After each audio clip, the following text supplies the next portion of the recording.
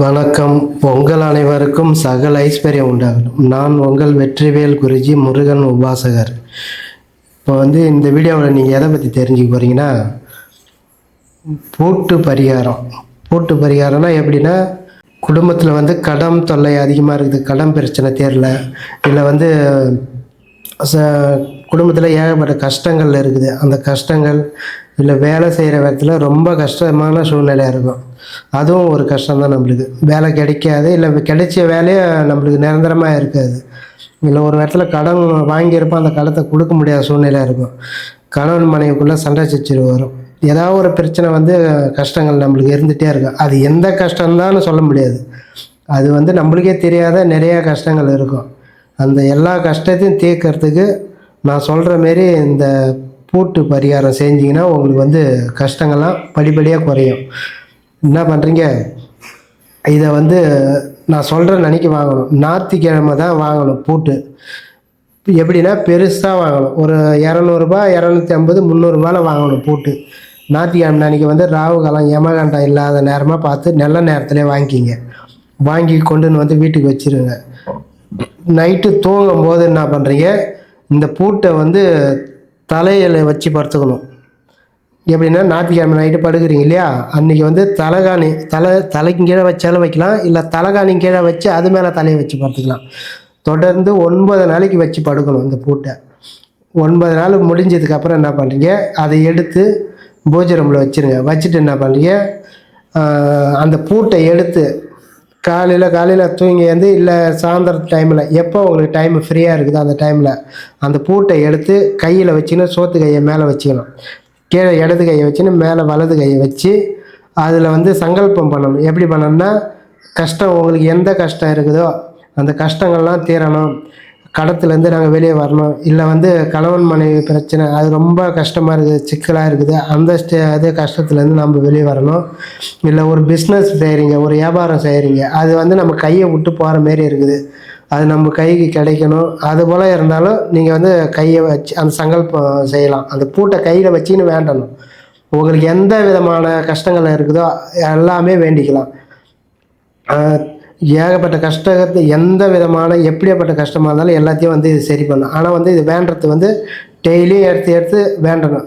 இப்போ இந்த ஞாயிற்றுக்கிழமை செய்கிறீங்கன்னா அது 9 நாள் முடியுதா, 9 நாள் தலையில் வச்சு படுத்து ஏந்துட்டு ஒரு அடுத்த ஞாயிற்றுக்கிழமை வர வரைக்கும் இதை கையில் வச்சு சங்கல்பம் பண்ணணும், வேண்டணும். இதுபோல் எங்கள் கஷ்டங்கள்லாம் தீரணும், குடும்பத்தில் எந்த கஷ்டம் இருந்தாலும், இல்லை ஒரு வேளை கோர்ட்டு கேஸு நடந்தால் கூட உங்களுக்கு அதுபோல் இருந்தாலும் இதை வச்சு வேண்டலாம். தீராத பிரச்சனை இருக்கும் உங்களுக்கு, கஷ்டம் அது மனசில் சொல்ல முடியாத ஒரு கஷ்டம் இருக்கும், வெளியில் சொல்ல முடியாத அந்த கஷ்டங்கள்லாம் உங்களுக்கு எது தேவையோ அதை வேண்டி அடுத்த ஞாயிற்றுக்கிழமை வரைக்கும் வேண்டணும். வேண்டி என்ன பண்ணுறீங்க, எடுத்துன்னு போயிட்டு கோயிலில் எடுத்துன்னு போய் வச்சுருங்க. ஞாயிற்றுக்கிழமை டைமாக பார்த்து, மறாவது ஞாயிற்றுக்கிழமை வருது இல்லையா, அப்போ என்ன பண்ணுறீங்க, எடுத்துன்னு போய், ஆனால் இந்த பூட்டை எக்காரணத்தை கொண்டு நீங்கள் திறக்கக்கூடாது, பூட்டி பார்க்கக்கூடாது. அங்கே கடையிலேருந்து வாங்குறீங்களா, வாங்கி எடுத்துகிட்டு நீங்கள் அப்படியே திறக்கக்கூடாது. அப்படியே எடுத்து இந்த பரிகாரம் தலைமோட்டில் வச்சு வச்சுருந்துட்டு அதுக்கப்புறம் கையில் வச்சு சங்கல்பம் ஒரு 5-6 நாளைக்கு வச்சு சங்கல்பம் பண்ணிவிட்டு ஞாயிற்றுக்கிழமை எடுத்துன்னு போய் அங்கே கோயிலில் வச்சுட்டு வந்துடுங்க. கோயிலில் 4 நடமாட்டம் இருக்கிற இடத்துலேயே வைக்கணும். அப்படியே பாக்ஸோட அந்த அட்டை பாக்ஸோட எடுத்துன்னு போய் வைக்கலாம். ஆனால் பூட்டு வாங்குறது விலை பேசி வாங்கக்கூடாது. அவங்க என்ன விலை சொல்கிறாங்களோ அந்த விலைக்கு அப்படியே வாங்கிட்டு வரணும். அது இல்லாமல் அந்த பூட்டை திறக்கக்கூடாது, பூட்டி பார்க்கக்கூடாது. நீங்கள் அதில் எத்தனை சாவி கொடுக்குறாங்களோ அத்தனை சாவி அப்படியே அந்த பூட்டோட வச்சு நீங்கள் எடுத்துன்னு போய் கோயிலில் வச்சிடலாம். அதே போல் உங்களுக்கு தீட்டு இப்போ பெண்களாக இருந்தால் மாதவிடாய் இருக்கும்போது அந்த பூட்டை தலையில் வச்சுன்னு படுக்கக்கூடாது. அதெல்லாம் முடிஞ்சு ஒரு 7-8 நாள் முடிஞ்சதுக்கப்புறம் அதை தலையில் வச்சு படுத்துக்குன்னு சங்கல்பம் பண்ணிவிட்டு எடுத்துன்னு போய் கோயிலில் வச்சுட்டு வந்துடலாம். அதே போல் ஆண்களாக இருந்தால் எந்த பிரச்சனையும் கிடையாது. இல்லை உங்களுக்கு பக்கத்தில் ஏதாச்சும் ஒரு பங்காளிங்க, ஒரு சொந்தக்காரர் யாராவது இறந்து போனவங்க, அதுபோல் இறந்து நீங்கள் இந்த வீடியோவை பார்த்துட்டு செய்யணும்னு நினச்சா நீங்கள் என்ன பண்ணுறீங்க, அதெல்லாம் ஒரு 15 நாள் அந்த இறந்து போனவங்க காரியெல்லாம் முடிஞ்சது இல்லையா, ஒரு 5 நாள் முடிஞ்சதுக்கப்புறம் இந்த பூட்டு பரிகாரத்தை நீங்கள் செய்யலாம்.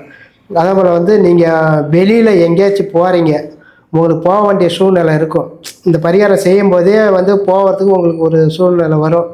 அதை என்ன பண்ணுறீங்க, அந்த டைமில் போயிட்டு வந்தீங்கன்னா திரும்ப தான் மறுபடியும் செய்யணும். மறுபடியும் 9 நாளைக்கு தலையில் வச்சு படுக்கணும். இல்லை உங்களுக்கு போயிட்டு வந்து நைட்டே தங்காத வந்து இப்போ அங்கே இருந்துட்டு பார்த்துட்டு உடனே வர மாரி இருந்தால் வந்து அதை கண்டினியூவாக தொடர்ச்சியாக செய்யலாம். இல்லை உங்களுக்கு போகணும் அங்கே தங்குற வேலை இருக்குது வர முடியாத சூழ்நிலை இருந்தால் மறுபடியும் திரும்ப செய்யணும். 9 நாளைக்கு தலையில் வச்சு படுத்துட்டு அதுக்கப்புறம் ஒரு 6-7 நாளைக்கு சங்கல்பம் கையில் வச்சு பண்ணணும். அதை மறாவது ஞாயிற்றுக்கிழமை எடுத்துமே கோயிலில் வச்சுட்டு வரணும். நீங்கள் வச்சுட்டு கோயிலேருந்து வெளியே வரும்போது என்ன பண்ணுறீங்க, யாருன்னா வழியில் இருக்கிறவங்களுக்கு ஒரு 3 பேருக்கு ஏதாவது சாப்பாடு சாப்பிட்றதுக்கு யாராவது வாங்கி கொடுங்க. கொடுத்தா தான் இது வந்து பவராக வேலை செய்யும். நீங்கள் மட்டும் வச்சுட்டு வந்துட்டிங்கன்னா வேலை செய்யாது. அதை வந்து ஆள் நடமாட்டம் இருக்கிற இடத்துலையே வைக்கணும். வச்சிங்கன்னா உங்களுக்கு வந்து நல்ல ஒரு மாற்றத்தை கொடுக்கும். அவங்க எடுத்து திறந்தாங்கன்னா உங்களுடைய கஷ்டங்கள்லாம் தீர்ந்துடும். அது இந்த கஷ்டம்தான் இல்லை, எந்த கஷ்டமாக இருந்தாலும் எல்லாமே சரியாயிடும். சரியாகி எல்லாமே வந்து உங்கள் பிரச்சனை பூரா தீரும். இதை எத்தனை தடவை செய்யணும்? 3 தடவை செய்யணும். இப்போ இந்த இது செஞ்சு எடுத்துன்னு போய் கோயிலில் வச்சுட்டு வரீங்களா, ஒரு 10 நாள் கேப் விட்டுருங்க. 10 நாள் ஒரு 9 நாள் கேப் விட்டுட்டு அதுக்கப்புறம் பூட்டு வாங்கியாந்து மறுபடியும் இதோ போல் 9 நாள் தலையில் வச்சு படுத்துட்டு அதுக்கப்புறம் வந்து சங்கல்பம் பண்ணிவிட்டு நீங்கள் ஞாயிற்றுக்கிழமையாக எடுத்துன்னு போயிட்டு கோயிலில் வச்சுட்டு வாங்க. அதே போல் தொடர்ந்து ஒரு 3 கோயிலில் வந்து 3 தடவை செய்யணும். ஒரே கோயிலில் இந்த பூட்டை எடுத்துன்னு வைக்கக்கூடாது, மாற்றி மாற்றி எடுத்துன்னு போய் வைக்கணும். 3 தடவை செஞ்சிங்கன்னா உங்களுக்கு வந்து எந்த விதமான கஷ்டமாக இருந்தாலும் எல்லாமே வந்து படிப்படியாக குறைஞ்சி உங்களுக்கு வந்து வாழ்க்கையில் நல்ல ஒரு மாற்றத்தை கொடுக்க ஆரம்பிக்கும். இது நம்பிக்கை பரிகாரம். நம்பிக்கையாக செஞ்சிங்கன்னா உங்களுக்கு வந்து நல்ல ஒரு பலனை கொடுக்கும். அதுவும் வந்து இதை அந்த பூட்டை வந்து நீங்கள் எக்காரணத்தை கொண்டு திறக்கக்கூடாது. ஏன்னா ஞாபகம் இல்லாத நீங்கள் திறந்துட்டிங்கன்னா உங்களுக்கு வந்து அந்த பரிகாரம் வேலை செய்யாது. திறக்கக்கூடாது. ஆக மொத்தத்தில் நீங்கள் வந்து பூட்டை மட்டும் திறக்கக்கூடாது. இப்போ எடுக்கிறாங்க இல்லையா, யாருன்னா பார்த்துட்டு எடுப்பாங்க, எடுத்து இது என்ன பூட்டு இருக்குதுன்னு திறந்து பார்த்துட்டாங்கன்னா உங்களோட கஷ்டங்கள்லாம் டக்குன்னு விடுதலை ஆகிடும். நீங்கள் எந்த கஷ்டமாக இருந்தாலும் சரி. இப்போ வந்து கணவன் மனைவி பிரச்சனை இருக்கும், தீராத பிரச்சனை இருக்கும், சண்டை சச்சரவாக இருக்கும், அது கோர்ட்டு வரைக்கும் போகிற அளவுக்கு போயிட்டு அது முடியாத கண்டிஷனில் இருக்கும். நம்மளை விட்டு மனைவி போகிற மாரி இல்லை கணவன் போகிற மாரி இருக்கும். அவங்களாம் வந்து இது போல் இருந்தால் இந்த பூட்டு வந்து வாங்கி வச்சு நீங்கள் வேண்டிக்கின்னு நல்லா சங்கல்பம் பண்ணிவிட்டு எடுத்து போய் வச்சிங்கன்னா 3 தடவை செஞ்சிங்கன்னா உங்களுக்கு வந்து அந்த பிரச்சனை தீர்ந்துடும். கணவன் மனைவி எல்லாம் ஒத்துமையாக இருக்கலாம். எல்லா பிரச்சனைக்கும் இந்த தீர்வு கிடைக்கும். இப்போ வந்து ஒரு பிஸ்னஸ் செய்கிறீங்க, பெருசாக ஒரு பிஸ்னஸ் பண்ணுறீங்க, கும்பலாக பார்ட்னராக பண்ணுவீங்க. அந்த பிஸ்னஸ் வந்து உங்கள் கையை விட்டு அவர் இன்னொருத்தர் கூட இருந்து வேலை செய்கிறாரு இல்லையா, அவர் வந்து கைக்கு போகிற மாரி இருக்கும். அவரே ஃபுல்லாக எடுத்து எல்லாத்தையும் நடத்துகிற மாரி இருக்கும். நீங்கள் வந்து ஒத்துமையாக அவங்க கூட இருந்து செய்யணும்னு நினைக்கிறவங்க இது போல் செஞ்சீங்கன்னா உங்கள் கையை விட்டு போகாது. அதே போல் தீராத பிரச்சனை, சொத்து விவகாரம் பிரச்சனை இருக்கும். அந்த சொத்தில் வந்து நம்ம கையை விட்டு போகிற மாரி இருக்கும். அது போல் இருந்தாலும் இந்த போல் பூட்டு வாங்கி சங்கல்பம் பண்ணி நல்லா மனசார வேண்டி எடுத்துன்னு போய் வைக்கணும். இதை வைக்கும் போதெல்லாம் எப்போ கோயிலில் வச்சுட்டு வரீங்களோ அந்த டைமில் வந்து 3 பேருக்காச்சும் சாப்பிட்றதுக்கு அன்னதானம் ஏதாச்சும் வாங்கி கொடுத்தா தான் நல்லா வேலை செய்யும். நீங்கள் மாட்டு வச்சுட்டு வந்துட்டு கம்முன்னு வந்துட்டிங்கன்னா வேலை செய்யாது. ஆக மொத்தத்தில் இது எல்லாருக்கும் வந்து இந்த 3 தடவை செய்யும்போது எல்லாருக்குமே சாப்பாடு வாங்கி தரணும். உங்களால் முடிஞ்ச அளவுக்கு ஒரு 3 பேருக்கு, ஒரு 4 பேர், ஒரு 5 பேருக்கு கூட இல்லை 9 பேருக்கு கூட வாங்கி தரலாம். அதை பற்றி ஒரு இதே கிடையாது. நீங்கள் 9 பேருக்கு காசு வசதி வந்து வாங்கி கொடுக்குற மாதிரி இருந்தால் ஒரு 9 பேருக்கு சாப்பாடு வாங்கி தரலாம். இது வந்து நல்ல ஒரு தாந்திரிக பரிகாரம் தான். நீங்கள் நம்பிக்கையோடு செய்யுங்க. ஏனோ வேண்டாம் வெறுப்பிக்கு செஞ்சீங்கன்னா இது வந்து பலனை கொடுக்காது. பூட்டு மட்டும் நல்ல ரேட்டு அதிகமாக பார்த்து வாங்குங்க. அதே பூட்டு வந்து எப்படி இருக்கணும்னா இந்த கீழே சாவி விட்டு திறப்பாங்க.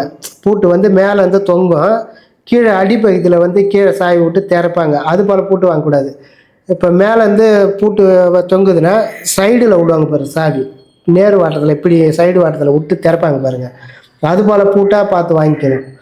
இது வந்து நீங்கள் கீழே தொங்குறப்ப இது பூட்டு சாவி சொருவி திறக்கிற மாரி வாங்கினீங்கன்னா இது கொஞ்சம் மந்தமாக வேலை செய்யும். இப்படி சைடில் நேரடியாக விட்டு திறக்கிறாங்க பார்த்தீங்களா, அது போல் பூட்டு பார்த்து கேட்டு வாங்கிக்கிங்க. ஆனால் வந்து வாங்குறத வந்து விலை பேசி வாங்கக்கூடாது. 300 ரூபா வந்தாலும் சரி, 200 ரூபா வந்தாலும் சரி, இதை வந்து நீங்கள் வந்து ரேட்டு பேசக்கூடாது. அவங்க என்ன ரேட்டு சொல்கிறாங்களோ அதை அப்படியே வாங்கிக்கிங்க, வாங்கி வந்து செய்யுங்க. இன்னும் ஒன்று, இந்த பூட்டு பரிகாரம் செய்யும்போது உங்களுக்கு ஏதாவது பிரச்சனை, ஏதாவது ஒரு கஷ்டங்கள் வர மாரியா இருந்தால் விட்டுட்டு மறுபடியும் திரும்ப ஃபஸ்ட்லேருந்து செய்யணும். நீங்கள் வந்து செஞ்சுறீங்க, இப்போ ஒரு 4 நாள் வச்சு தலையில் வச்சு படுத்துக்கிறீங்க. படுத்ததுக்கப்புறம் ஏதாவது ஒரு பிரச்சனை வந்து ஒரு எங்கேயா ஒரு போக வேண்டிய சூழ்நிலை வரும், இல்லை வீட்டில் ஏதாவது ஒன்று வரும்.